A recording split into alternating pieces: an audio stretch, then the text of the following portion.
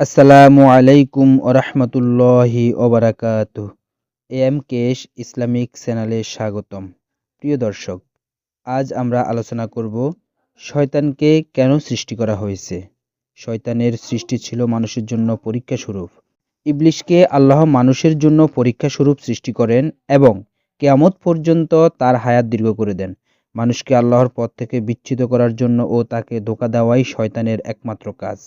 সে মানুষকে বলে কুফরি করো, কিন্তু যখন সে কুফরি করে তখন শয়তান বলে আমি তোমার থেকে মুক্ত, আমি বিশ্বপ্রভু আল্লাহকে ভয় করি। সূরা হাসর ১৬ নম্বর আয়াত। অন্যদিকে যুগে যুগে নবী রাসূল ও কিতাব পাঠিয়ে আল্লাহ মানুষকে সত্য পথ প্রদর্শনের ব্যবস্থা অব্যাহত রাখেন। সূরা বাকারা ২১৩ নম্বর আয়াত। আদম থেকে শুরু করে শেষ নবী হযরত মুহাম্মদ সাল্লাল্লাহু আলাইহি সাল্লাম পর্যন্ত ১,২৪,০০০ পয়গম্বর দুনিয়াতে এসেছেন এবং বর্তমানে সর্বশেষ এলাহি গ্রন্থ পবিত্র কোরআনের ধারক ও বাহক। মুসলিম ওলামায়ে কেরাম শেষ নবীর ওয়ারিস হিসেবে আল্লাহ প্রেরিত ওহীর বিধানসমূহ বিশ্বব্যাপী পৌঁছে দেওয়ার দায়িত্ব পালন করে যাচ্ছেন। পৃথিবীর চূড়ান্ত ধ্বংস তথা কিয়ামতের অব্যাহতি কাল পর্যন্ত এই নিয়ম জারি থাকবে। শেষ নবীর ভবিষ্যৎবাণী অনুযায়ী পৃথিবীর এমন কোনো বস্তি ও ঝুপড়ি ঘরও থাকবে না যেখানে আল্লাহ ইসলামের বাণী পৌঁছে দিবেন না।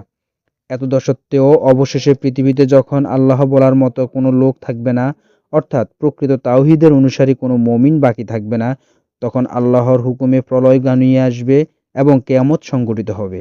মানুষের দেহগুলি সব মৃত্যুর পরে মাটিতে মিশে যাবে, কিন্তু রূহগুলি স্ব ভালো বা মন্দ আমল অনুযায়ী ইল্লিন অথবা সিজ্জিনে অবস্থান করবে, যা কিয়ামতের পরপরই আল্লাহর হুকুমে স্ব দেহে পুনঃপ্রবেশ করবে এবং চূড়ান্ত হিসাব নিকাশের জন্য সকল মানুষ সশরীরে সৃষ্টিকর্তা আল্লাহর দরবারে নিত হবে।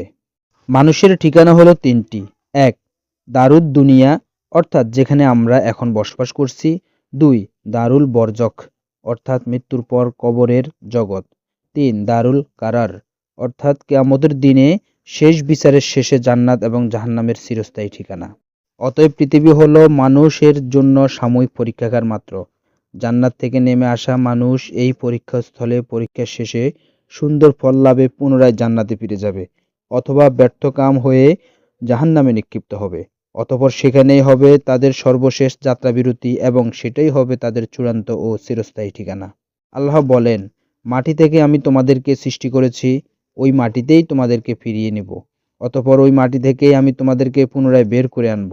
সূরা তোহার ৫৫ নম্বর আয়াত। অতঃপর বিচার শেষে কাফিরদেরকে হাঁকিয়ে নেওয়া হবে জাহান্নামের দিকে এবং মুত্তাকিদের নেওয়া হবে জান্নাতে।